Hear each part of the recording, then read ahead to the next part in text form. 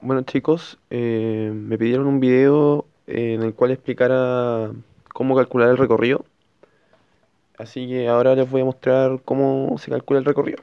Primero les voy a pasar algo un poco teórico y después lo práctico, ¿ya?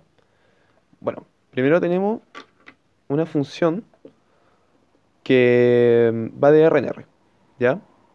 Entonces, la definición del dominio de f son los x en R, tal que y es igual a f de x en R, ¿ya? Es decir, que está bien definida. Por eso que f de x esté en R, ¿ya? Y el recorrido de f va a ser la imagen del dominio de f, porque es todo, ¿ya? Toda la imagen del dominio de f, que va a ser igual a los i's en R, tal que existe un x en el dominio de f, tal que f de x igual a y. Es decir, son los tipos de R, los números de R, lo que ustedes quieran, los reales, que tienen un X en el dominio de f, tal que f de X es igual a este tipo, ¿ya?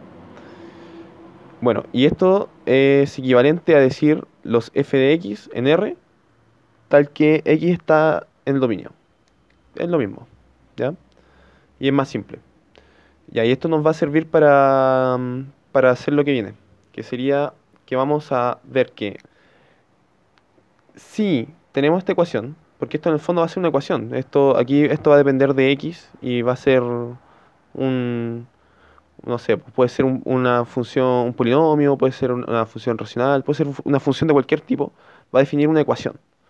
Y si yo logro despejar x, nos va a quedar otra expresión que le vamos a llamar g, una expresión. No tiene por qué ser función, ya aquí le puse g no tiene que ser función, o sea, no tiene por qué, puede ser función, pero no tiene por qué. Y va a ser función siempre y cuando f sea biyectiva. ¿Por qué?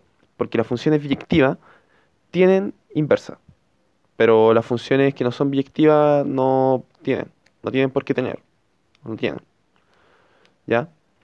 Entonces, si pasa esto, vamos a probar que entonces el dominio de G, con esta definición, ¿ya? Con esta definición, el dominio de G, que por cierto no tiene que ser función, tiene igual al dominio de F, ¿ya? Al recorrido de F.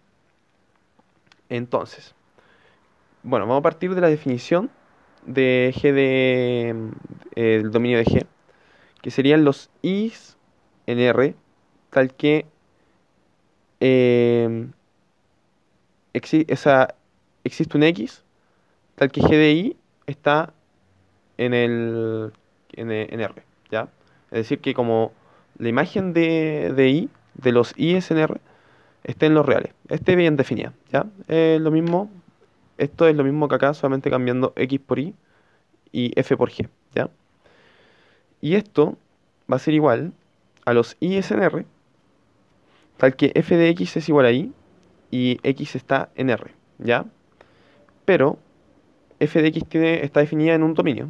Entonces, los x que no estén en ese dominio no, no están definidos. Por lo tanto, esto es igual a i en R, tal que f de x es igual a i con x perteneciente al dominio de f.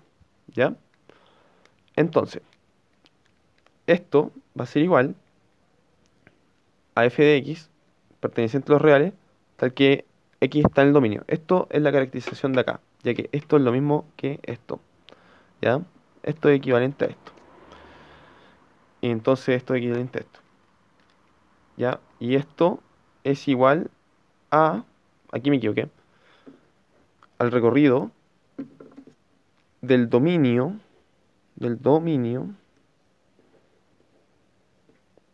de f, que sería igual a esto, igual al recorrido. Oh, imagen. Bueno, no me he equivocado, simplemente me salté un paso. Y esto es igual al recorrido de f. ¿Ya? Esto es igual a esto. Por tanto, tenemos eso. Bueno, ahora vamos a ilustrar esto en un problema práctico. Bueno, sea f una función definida de R en R, que está definida por la raíz de 4 menos x cuadrado. ¿Ya? Entonces tenemos esta ecuación, ¿ya? Que sería en el fondo esta ecuación. Tenemos esta ecuación. La podemos elevar al cuadrado. Eso es un sí solo sí. Sí solo sí esto. Y esto, sí solo sí, esto. ¿Ya? Porque f de x es esto y lo elevamos al cuadrado, nos queda esto. Bueno, luego despejamos x y lo despejamos con la cuadrática y todo. Y nos va a quedar esto que va a ser igual a g de y. ¿Ya? Entonces, el dominio de g es igual a los i's en R, tal que g de i es mayor que cero.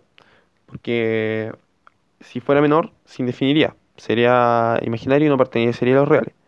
Entonces nos queda esto, pasamos el i para allá, y resolviendo la inecuación nos queda que esto es el recorrido de f. Que, o sea, este es el dominio de g, que es igual al recorrido de f, por lo que tendríamos nuestro problema. Bueno, eso sería, chiquillos. Hasta la próxima.